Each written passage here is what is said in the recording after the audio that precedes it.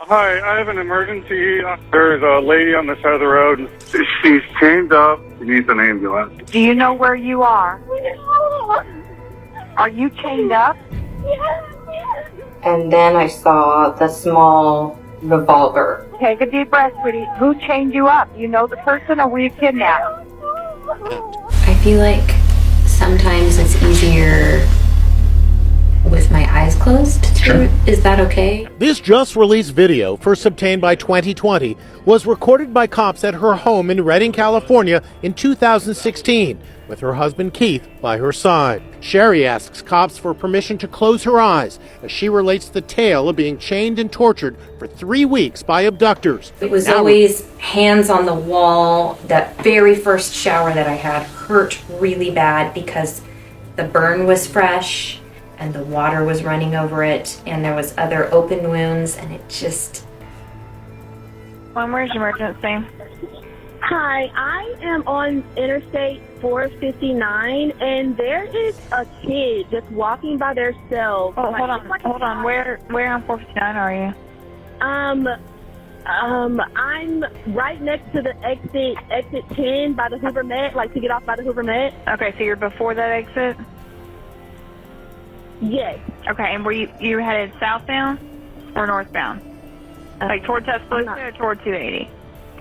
Towards Tuscaloosa. Okay, and was the child on the left or right side?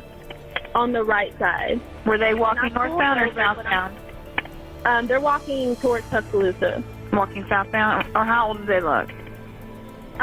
Like a toddler, like maybe like 3 or 4. Did you pull over with them? Are you still with them? Yes. Okay, are you with the child right now? No, I'm not. I didn't get out of the car. I can see them though. Do you mind staying and keeping an eye on them until we get there?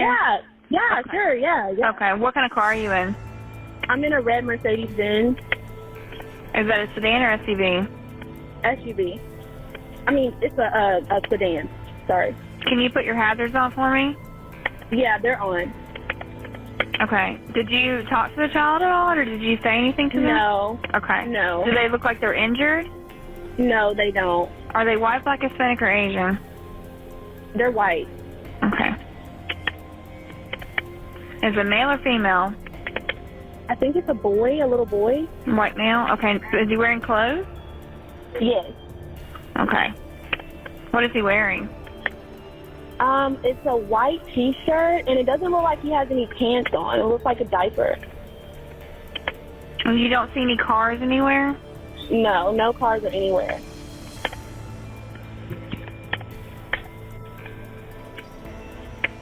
Okay. All right. What's your name? My name is Carlee Russell.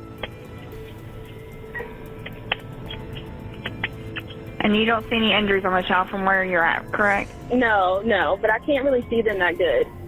Okay, try to keep an eye on them for the best you can, because I don't want you to lose track of them. Okay. All right, and do they have shoes on? No. Shoes? Not that I can see. I can't really see that well. Okay. All right. I've got them on the way, okay? Just try to keep an eye on them, but officers are on the way, okay? Okay, thanks. Thank you. So the Carlee Russell case is still ongoing, trending, and making the waves across the world. In case you are not yet familiar with the details of that story, just go to my playlist and you'll see various updates on the case as it has developed. I also have a video in there that talks about the complete story up until the time she confessed. But what most people may not realize is that Carlee Russell is actually not the first person to pull this kidnap hoax. And I can bet you she's not going to be the last person to do it. I'm sure somebody will do this again. But in my research, I came across a similar case that happened again in the United States involving another woman who also pulled such a case. And her name was Sherri Papini. I've put out a video on her case. You can also check that one out. But I was very amazed as to how similar their cases were, although their dynamics are also quite different. And I think there is an underlying root cause that we have to look at, or maybe I should say root causes that we would have to look at. And that is what this video is seeking to bring out. I'm going to correlate the case of Carlee Russell's kidnapping hoax side by side with the case of Sherri Papini's kidnapping hoax. And in this analysis, I'm going to take my time and break down the similarities about how they went about it, about they themselves as the people at the center of the hoax, about the people around them, and also the differences about these two women, or between these two women, and the differences between the people around them at the time of this hoax, and the approach that these women used. And then we are actually going to nominate a winner, as in the one who is the best or the worst narcissist between the two. Because trust you me, I think what these two men have pulled takes a higher level of narcissism, and these two men seem to have it in abundance. So of course we must nominate a winner in this case. That is on the lighter side.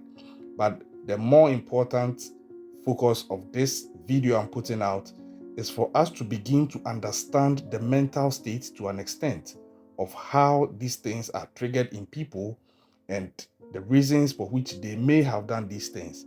I'm no expert, I'm no psychologist. I'm just going to use my common sense and the facts out there and draw lines between the two cases.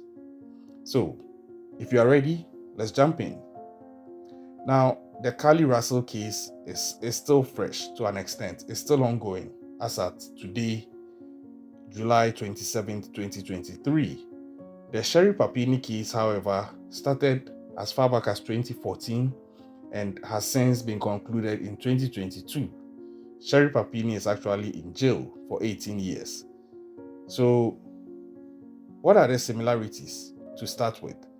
What are the similarities between the two cases? Now, these are the things that I detailed out as the similarities between Carlee Russell's case and then Sherri Papini's case. First of all, they are all women. And if you are watching this video, I'll plead that let your comments be respectful. Do not make it a gender-based conversation. Rather, we are just speaking to the two cases as far as our analysis are concerned. The fact that they are both of them are women does not mean that they are a sample case for all women out there. So, both of them are women, but Carlee is 25 years old and Sherri is 34 years old. But the borderline is that both of these people are women. How does that make a difference? Because it seems easier to believe the concept of the damsel in distress. Sometimes it's unconscious to just try and make an effort as a party listening to the case or hearing it over the news, or even as an investigative officer, to have that unconscious bias to believe that the woman is actually in distress like she claims. So I think that these two were probably operating from a place of belief that they had that upper hand, that by virtue of they being women, all they needed to do was seem distressed, posture that they are distressed, put together some lies, making it seem like truth, and people will buy in and go along with their story because they are women. There's a natural gravitation of empathy, sympathy, concern, love, and protection towards women, and I think it's good. But in this case, these two women, I believe, sought to take advantage of that and use it as a central point to manipulate people around them to go along with this hoax. So that's the first similarity. Both of them were women. Now, the second one is that it seems both of them had emotional issues. I'll break it down further. Let's first take Carlee Russell's case. Right up until her disappearance, it has been established that Carlee Russell actually had an issue with her boyfriend, and she was also sort of beefing with a lady who allegedly her boyfriend had cheated on her with, who is alleged to be a stripper, and to the point that she actually put her on hold right before she called 911 to set this whole entire hoax in motion. That is somebody with an emotional issue. When it comes to relationship, especially, she was having issues around her relationship with her boyfriend because a third party had come in. That is Carlee Russell's case. Now, let's go to Sherri Papini's case as far as having emotional issues were concerned. Sherri was not having a boyfriend, or let me say, Sherri was rather having a husband. And she's married with this husband. They actually have 2 kids together. And Sherri is 34 years old, whilst Carlee is 25 years. So their age difference doesn't put them in the same age class. But then the common ground here is that it's having to do with their relationship with the man. Because Carlee is having emotional issues with her boyfriend. And it turns out that Sherri is married with a husband, but she is having emotional issues with her ex-boyfriend. Are you able to do the math? Because I struggled before I got to do this math as to how come you can be married as a woman, have your husband and 2 kids, seem to the public as though you have everything you could ask for, and secretly be yearning for your ex-boyfriend. I just don't get it. But these are the things that I'm establishing as the similarities between these 2 cases. So Sherri had that issue to the point that she would end up calling her boyfriend, her ex-boyfriend, and getting him to stage this hoax with her. And she would fake her kidnapping and actually run away to his house and stay there for 3 weeks. 3 weeks, leaving the public to believe that she's been kidnapped by someone. And when she returned, she peddled other stories. We'll get to the part when they both are guilty or both are similar for trying to manipulate people, and I'll get into the details there. But you see the emotional issues I'm talking about, to the point that she even tells this ex-boyfriend that her husband is being abusive towards her.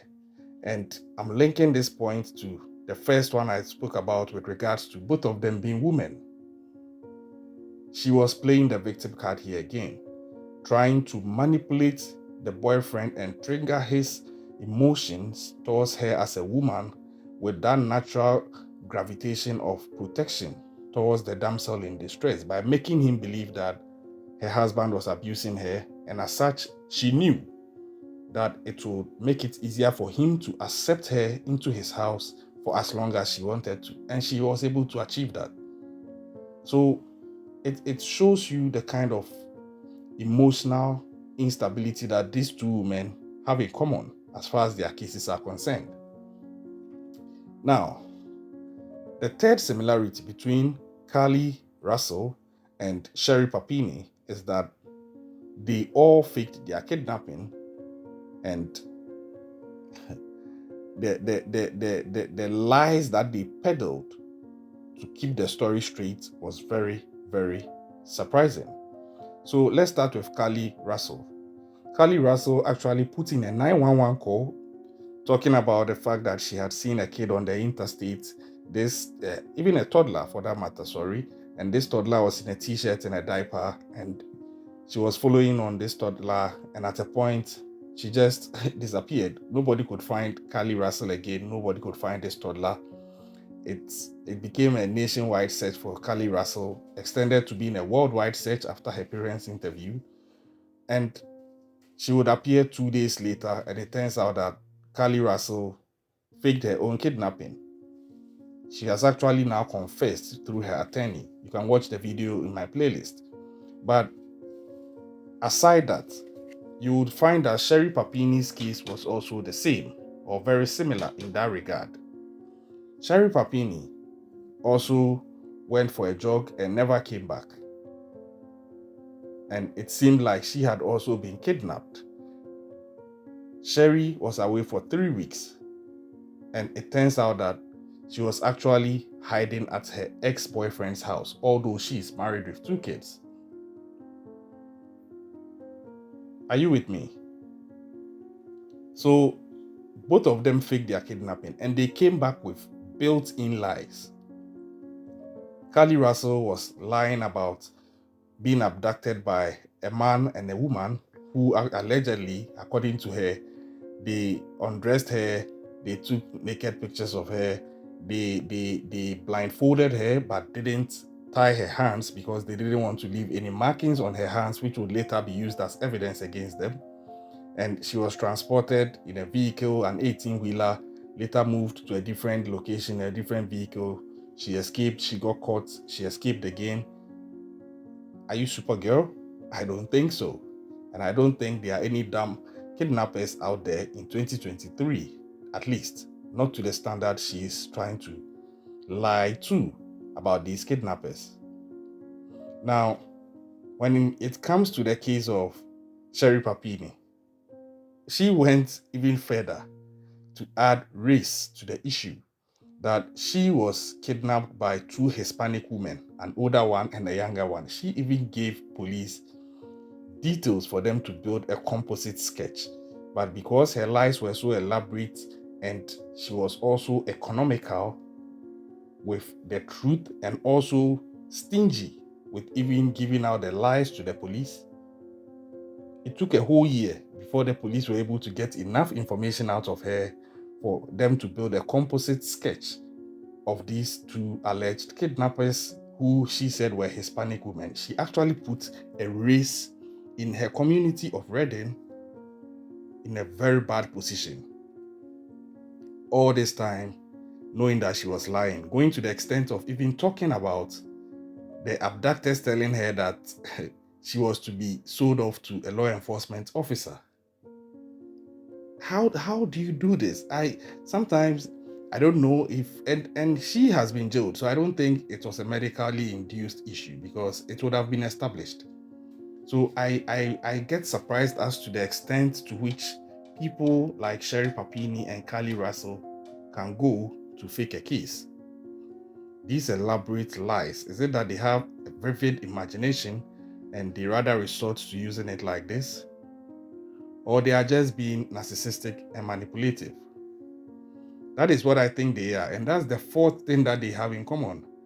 They are very manipulative and they fooled the public to an extent to believe their lies, at least for a while, and also even tried fooling the security agencies. Again, I'll start with Carlee Russell. Carlee Russell actually fooled a lot of people, and it was very annoying and a slap to the face of these people when it later turned out that she was lying, because you had people who have actually lost loved ones to kidnappings like this join searches for her nationwide, some praying, some holding vigils, and for it to turn out that she's lying, she had actually manipulated all these people. It's no surprise that she's actually been fired before, because her co-workers were going through a lot, managing tough schedules, being looked at in certain ways, being the subject of certain descriptions just because they share a working relationship with her, but still grinding through all that to make time to search for her and put in the work, only for them to find out that she was actually lying and fooling the public all this while. So these are the similarities between Carlee Russell and Sherri Papini. Both of them were very manipulative and fooled the public to an extent and even tried to make the security agencies believe it. In Sherri Papini's case, she was away for 3 weeks, hiding at her ex-boyfriend's place, and her husband was crying on TV, believing that his wife had been kidnapped, only for her to return, and the manner in which she returned was even so bizarre. We'll get to that when we get to the differences between their approach and their story. Because Sherri Papini came very prepared. Unlike Carlee Russell, who walked home, Sherri Papini came staging everything with chains, with big battered bodies, injuries and stuff. And she had inflicted some of these injuries to herself and gotten her ex-boyfriend to do same. I don't know how dumb her ex-boyfriend Reyes actually is, because at a point your common sense had to kick in and let you know that you are being fooled. How does a woman tell you to help her hurt herself and you go along with it? I don't understand. But maybe that is testament to how extremely manipulative Sherri Papini was on him, to the point that even when she came out after 3 weeks and was found on the highway, she tried to fool the police by telling them this long story about this Hispanic woman and the fact that she even had to close her eyes during an interview.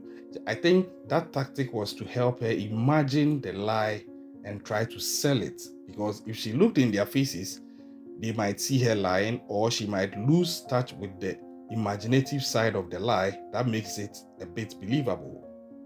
So that is the extent of manipulation that Sherri Papini demonstrated. And in her case, she was missing for 3 weeks and she came back, and the case traveled from 2014 all the way to 2022. That's over 6 years before Sherri Papini actually came out to confess that she lied. So she stayed with the lie and continued manipulating her husband, her family, the public, everybody for over 6 solid years. At a point, she was being even hailed as a hero because she was tagged as a superman who has escaped her captors and all. How do these people sleep at night? And I think hers was even more extreme than that of Carlee Russell, because Carlee's lasted for just 2 days and then she confessed in about the third or fourth day after that. But that of Sherri Papini is the true definition of a high-level narcissism and manipulation by a woman. Now, the fifth similarity is that they were both desperate to play the victim role. And I think I've already established this point. Look at Carlee Russell. Go back and listen to the 911 call if you haven't already done so. I'm actually going to just put the video out for only the 911 call. And you would get to see that in these 2 minutes, for somebody who was allegedly even fighting with a stripper who had allegedly cheated with her boyfriend just before making this 911 call, Carlee seemed quite composed and her story seemed quite well put together. Just that intelligence later made it seem a bit stupid. But you can see that she was trying so hard to play the victim. Initially starting off as a concerned person, continuing to look like a hero, trying to help a child.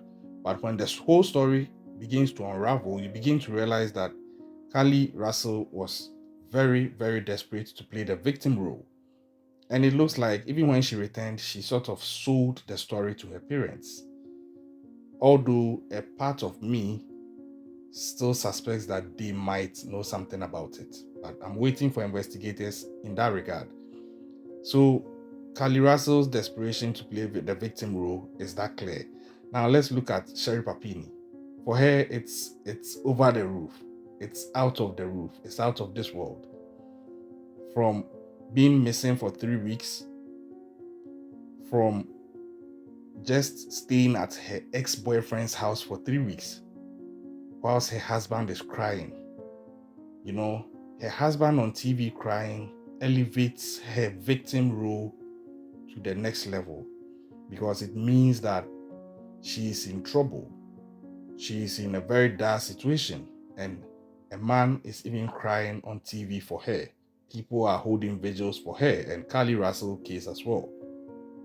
And for her to appear bound in chains, tied up and all these things are tendencies of people who enjoy playing the victim role because they enjoy the empathy that comes with it from society. They enjoy the sympathy that comes with it from society, the pity. It makes them feel some sort of adrenaline or some sort of rush. Maybe they are the only ones who can give a vivid account of everything it makes them feel, but I think that it makes them feel some sort of emotion that they are probably addicted to. because that's the only way that would explain why they will go through all this extent to pull what they pulled. Now, we go to the next and last similarity. Carlee Russell was allegedly spending time alone. Her attorney, she was spending time alone. She was alone. She wasn't with anyone. While Sherri Papini spent time with her ex-boyfriend. So either way, they were all spending time away from the people who thought that they had been kidnapped and were looking for them. Look, if you want to be alone, just take a day off and tell people in your life that I want some time alone. I'm going here to go and hang out, or I'm going here to go and just have my peace. But don't pull these kind of things. I think that they may have had their reasons. If you wanted to be alone, just take some time off. But even in the case of Sherri Papini, she wasn't alone. She was with her ex-boyfriend. So I think that these women, they had it twisted right from the get-go. So from the onset, we have looked at the similarities between Carlee Russell as a liar in a hoax kidnapping and Sherri Papini as another liar in another hoax kidnapping case. Both of these two women faked their kidnapping. And we've looked at the similarities between their story, their personalities, the things that they put out there. And now we are going to go on to look at the differences. This is what I can put out for Carlee Russell because her case is still ongoing. So I'm just speaking to the things that have come out from inception of the case to date. But other facts may come out later after this video that may warrant a part 2 if I have to. Now to the differences between the Carlee Russell fake kidnapping case and the Sherri Papini fake kidnapping case. The first is that Carlee Russell was black and Sherri Papini was white. Please, let's not pull the race card. This is just an analysis. And I'm choosing to bring in this as part of the differences because, when Carlee Russell's case came up, people were very concerned. There were actually groups of people making allegations and accusations against some law enforcement agencies that they don't dedicate much attention to cases involving missing black women. I am not in that country, so I'm not in a position to justify that as fact or as they being right or that being true or otherwise.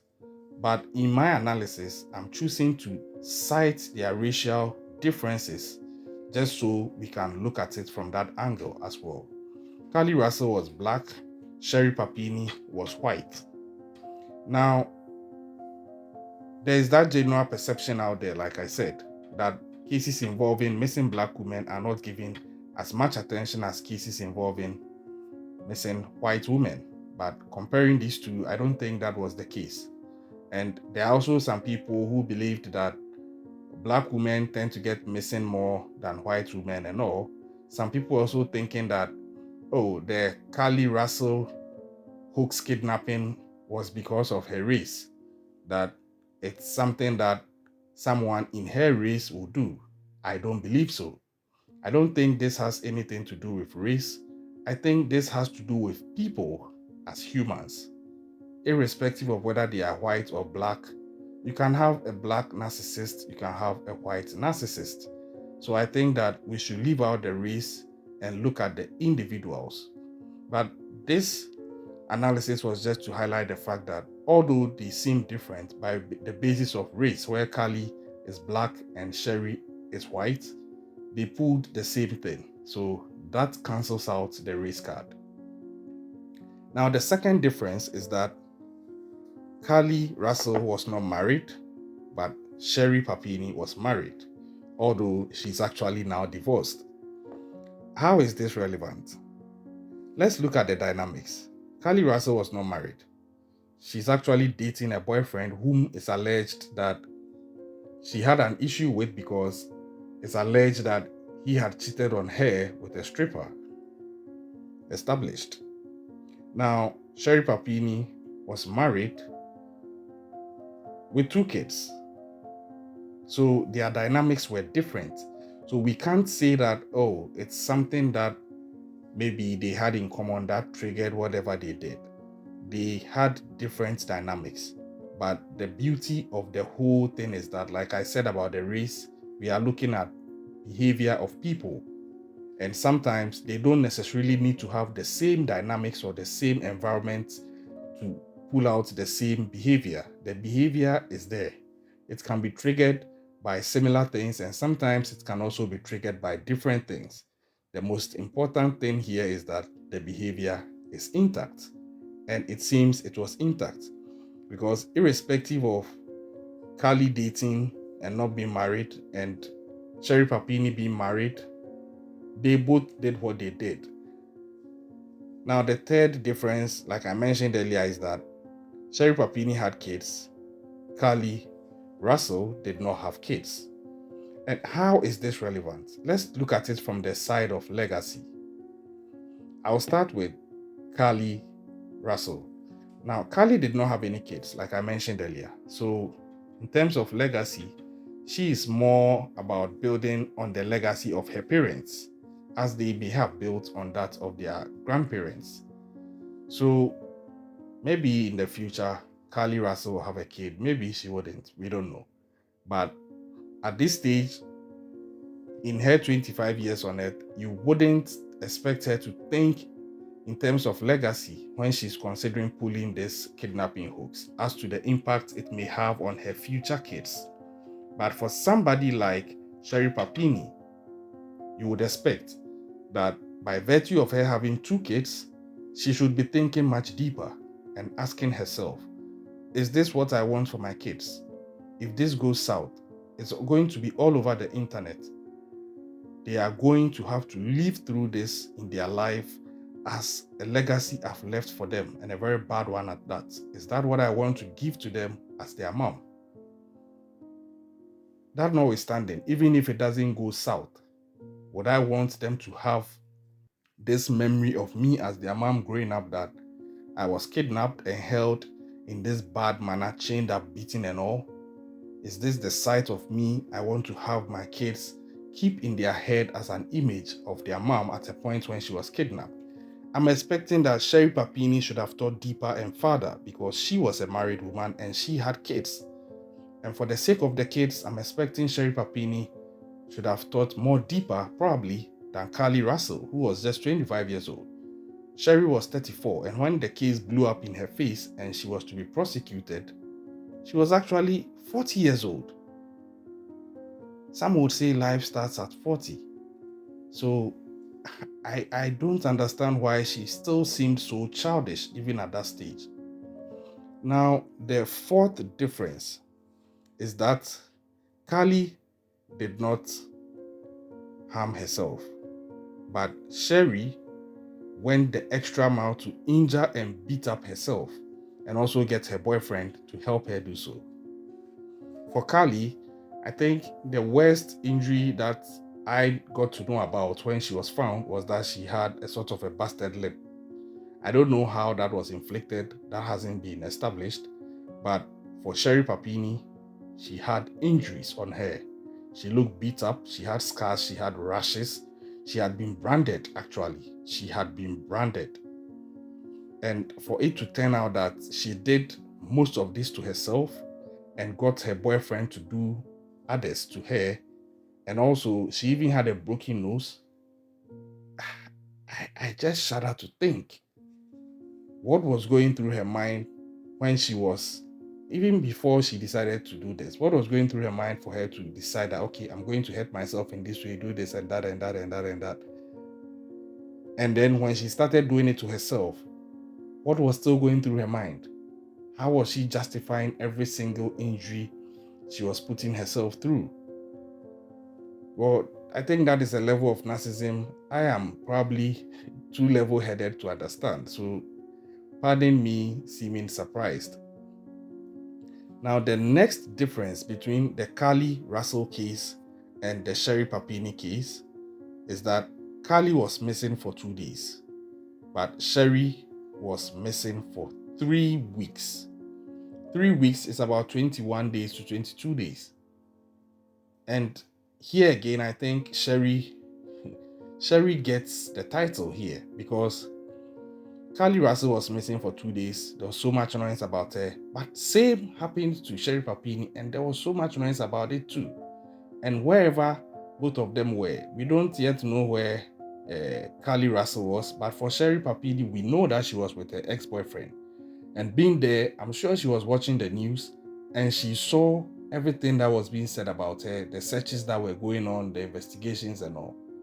And she was just there, staying there for over 3 weeks, not giving a worry about what her husband was going through, crying on the news, what her children were going through. I think that Sherri Papini was not just a narcissist, she was not just manipulative, but I think she was unempathetic.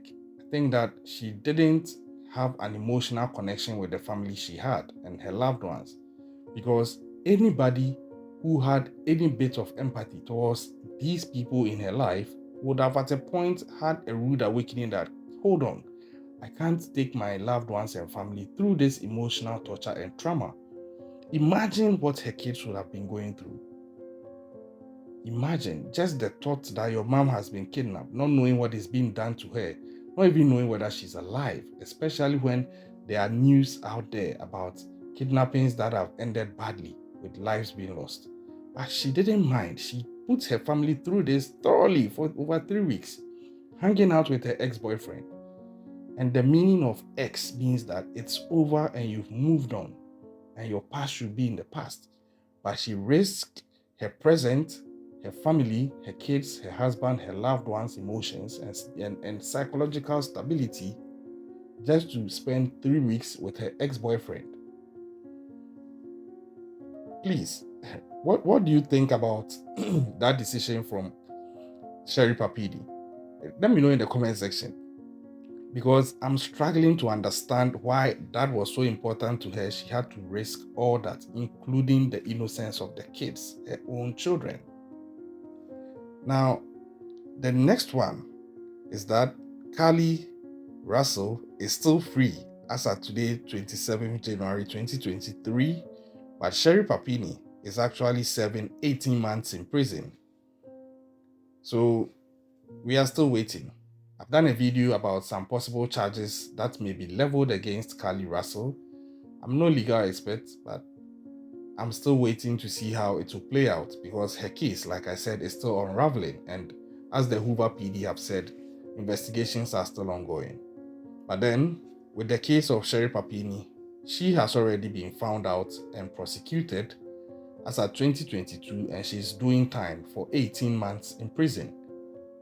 We are waiting to see if the chapter of Carlee Russell's case will also end in a similar fashion, where she's going to end up being prosecuted and imprisoned for something or for some things. Now, the next difference is about the location where these issues happened. So in Carlee Russell's case, it happened at Hoover, Alabama, and in Sherri Papini's case, it happened at Northern California in a town called Redding. But either way, they were all in the United States of America. Then last difference I would put out is that when it comes to Carlee Russell's case, and please zoom in on this, because it's going to make a difference in the decision as to which of these two women will win the award for the biggest liar, the biggest narcissist, and the best manipulative person as far as the hoax of kidnapping is concerned. In Carlee Russell's case, Carlee Russell walked home by herself after 2 days of being missing. She walked home by herself. Allegedly, she had escaped. But in the case of Sherri Papini, she didn't walk home. She was found on the interstate, tied up in chains and badly beaten. Which of these two would you believe to be a hoax? More likely, if you had any suspicion of a hoax kidnapping in these two cases, it would be towards Carlee Russell's case, because she walked home. Although she had a little busted lip, she didn't seem so scathed. She didn't seem so devastated. But if you look at the side of Sherri Papini, badly beaten and bound in chains. You would even be quick to eliminate any shred of suspicion of a hoax kidnapping that may creep into your mind, because it will look so believable. And that is the extent that Sherri Papini was prepared to go to, just to sell the idea, just to sell the concept and sell the lies and the story, the manipulation that she had actually been kidnapped by some two women and that she was actually a victim of a horrific kidnapping. Why? Just so she would feed off the sympathy, the pity, the empathy, the outpouring of love that will be put out by the public, almost as though a fiend longing for a joint. What has informed the decision of people like Sherri Papini and Carlee Russell to resort to tactics like these? In the case of Carlee Russell, investigations are still ongoing. What do you think is going to be found out now that she has confirmed through her attorney that she lied about the whole thing? And the bigger question I have, or the bigger questions I have, is why would she lie? Where was she in those 2 days? Who was she with? Who was aware about this entire kidnapping hoax? Are her parents in on it? If yes, why would they come out and grant all these interviews? If no, how could Carlee Russell put her parents through all this? And in all this, what is the benefit for Carlee Russell? And if the parents and other loved ones are aware of the fake kidnapping from the onset, what was in it for them? What was the end game? What was the end benefit? These are questions that I'm still waiting for the investigations to bring out. But then, I'm sure you are aware of these two cases by now. What else do you think I left out with regards to the similarities between the cases and the women and the differences between the cases and the women? You can let me know in the comment section. Until then, subscribe to the channel if you haven't yet done so, turn on post notifications, leave us a like, share the video, and also, please, stay safe out there and keep an eye out. We'll catch you next time.